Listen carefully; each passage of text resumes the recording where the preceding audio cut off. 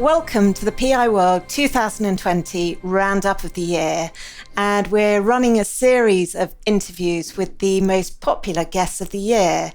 And today we're with Cockney Rebel, who is also known as Richard Crowe, who we interviewed back in September 2020.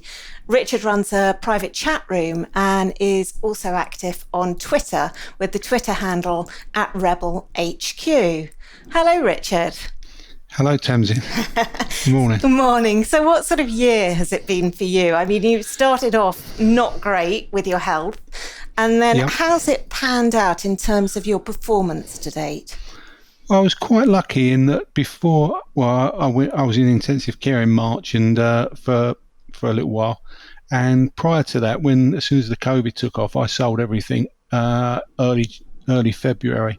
So I was down about 5% off my high going into the COVID crisis, really. And then I was ill in hospital, and luckily I was just all in cash while I was out of it. So but I actually sort of like came round in hospital just as the COVID crisis had bottomed and the market was bottoming, and not knowing where I was in intensive care, I just suddenly thought, crikey, this must have been one hell of a fall on the market to put me here. But then I started trading again back in June, and since June, up until last week, I was up 45% from June to that day. I've given back about 5% over the past week or two. So I'm probably up. If I take the 5% off at the beginning of the year, I'm up about 35% for the year, which is fabulous. If you give me that at the start of the year, I'd have taken that straight away. Yeah, absolutely. And fortuitous timing to be in hospital when you were, really. Yeah, it was. It was quite good, you know. Not that you'd have chosen it. Take it at the right time. No. So, so it's been quite good. Yeah, not been a bad year at all, really, as far as stock market goes. Excellent. And in terms of your what went well, what you were holding and what went well and went to plan, what was your sort of shining star for the year? I'd say it's probably Xaar, the one that I mentioned as my main stock holding when I spoke to you back in September, which for me it's trebled since I bought it. It's gone up from 50. I bought it around about 54 pence, 50 to 54 pence, and it reached £1.70. It's come back a bit now. It's back down to £1.40, 47, £1.48. But it's that's been a real start. It doubled since I spoke to you on the show since September, which is a nice return in that time. Come off a little bit back, which I expect, a little bit of profit taking, but we're going into the new year, and very pleased with that one. That's been a cracker. Wow. And did it execute very much as you anticipated, or has the momentum come from areas that you weren't anticipating? For Xaar itself? Yeah. Well, I pointed out the bowl on the chart, and that bowl carried on, and it's got to a bit of a resistance point here, but very much how I expected. I expected it to do well, and got a trading update in the middle of January, and I expect it to kick on from there, really. So superb. Yeah, been a very good purchase. So what didn't go quite so well, and what did you learn from that? I think probably the one that didn't go anything like I expected was Kingfisher. I bought those, and I took quite a big stake, and everything I read about them, aside from COVID, they were doing really well. I think they still are doing very, very well. I think what has actually happened is a lot of these companies have come back and reported profits, and then tucked away in there, they've left a little bit about they've had government backing through the furlough schemes and stuff like that.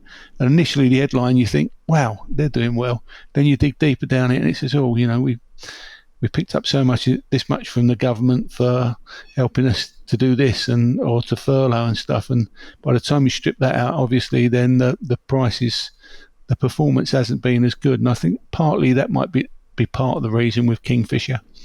I think maybe the growth looked greater than it really was, but the growth is still very good. And it's come back about 10% from where it got to the high. I actually sold out recently. I made a mental stop of 10%. I rarely let things drift very far, and I made a mental stop of 10%, and it had reached that 10% area, so I sold out.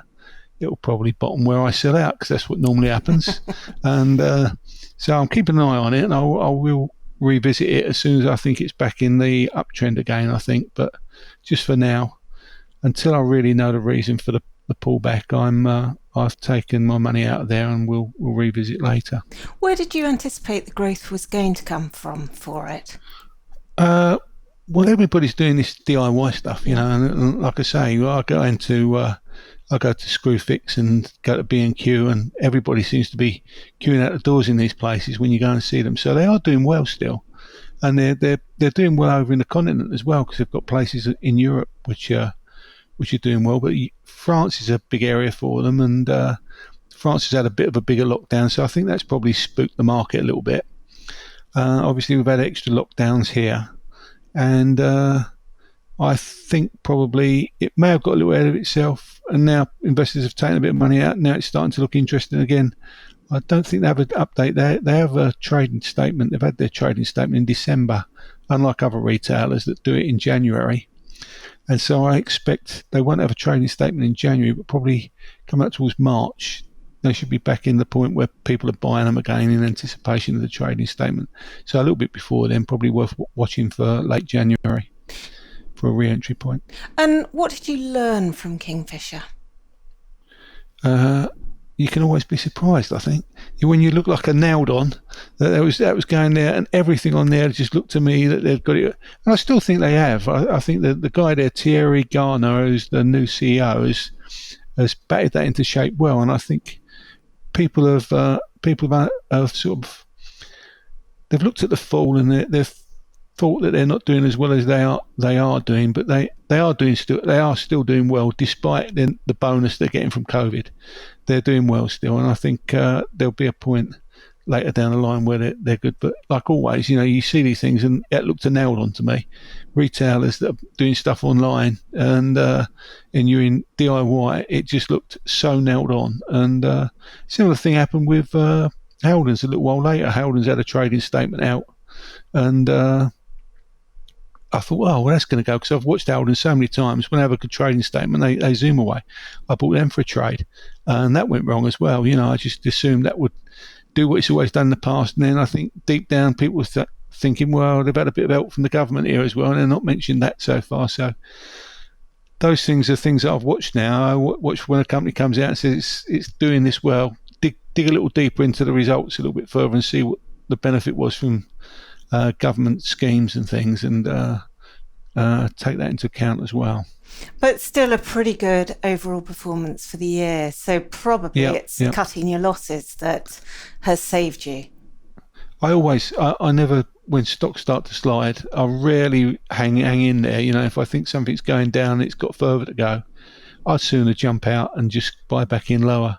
Even when it's marked down on the day? Sometimes if it's marked down, it depends whether it's a stock that I've really researched and I believe is a long-term holding. If that's the case, then I'll just keep holding. I've researched Kingfisher quite well, but when you've got foreign departments and stuff like that, it's difficult. You know, I can go to B&Q, I can go to Screwfix, and I can see things that are going on, and I talk to people, and I know they're busy over here. You just have that doubt in your mind, how well are they doing abroad? And so basically, Kingfisher wasn't a long-term hold for me. It was a good buy in the medium term. And when it stopped performing, then I've just take my money out. But I will go back to it. And that's something that I always do. If a stock slides, that's something that I'm short-term in or medium-term. If it goes wrong, get out and then come back to it later or go to something else. And if you stick to that, I like to stick to that policy, because if you do that most of the time, then you've got a system. You know, sometimes you'll sell too soon, sometimes you'll have done the right thing, and it works for me, rather than sitting there. And there's nothing worse than to be there and saying to yourself, how much longer shall I hold this thing? You know, when you stay in there and you don't want to sell until you're back into a profit, that's a deadly game, because you can wait years. It's opportunity cost that's going around there, and it can be a problem. So is there anything that you hold now that's slid down, gone down, and you're still holding? Well, Xaar has come back from £1.70 to £1.47. I definitely wouldn't be selling out. it's my biggest holding. If it wasn't such a big holding, I'd be buying even more. But it's got well out of proportion as to what my holding size would be, simply because it's grown so much as well.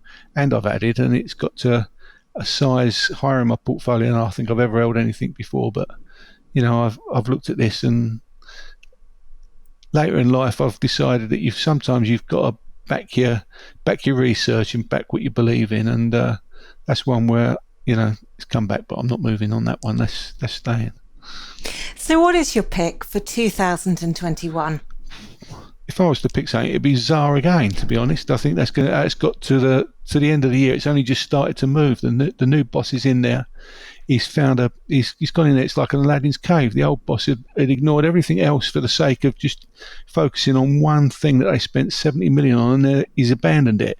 It's been abandoned because it was just targeting a market that wasn't there. So they've scrapped that. The new guy's got in. He knows what he's doing, and he's been amazed by the amount of stuff people have got in bottom drawers. They've sort of said to him, "Look, we've got this here, and if we do this and this, we've suddenly got a great printhead here," and it's been fabulous for him to get in there and see some of the stuff that's in there. And I think over the next, I hope I'm going to keep them for 3 or 4 years, because I think long term they've got such a fantastic. They're the last independent printhead company in the world. Not Hewlett Packard and Xerox and everybody have bought all these printhead companies up, and they've got some of the best technology. So at some point, I would never buy anything for a bid. They're going to get taken out of the market, I believe, and it'll be probably a really decent premium, like most printhead companies are taking out. But I'm hoping that's quite a way in the future. And in the meantime, they've got a lot of growth coming into them as they return back to profit, which shouldn't be too far away.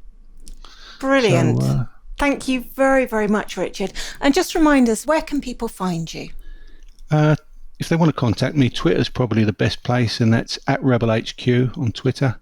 And can I just say a very happy Christmas and a much healthier and happier New Year to all your listeners throughout the coming year of 2021. Wonderful.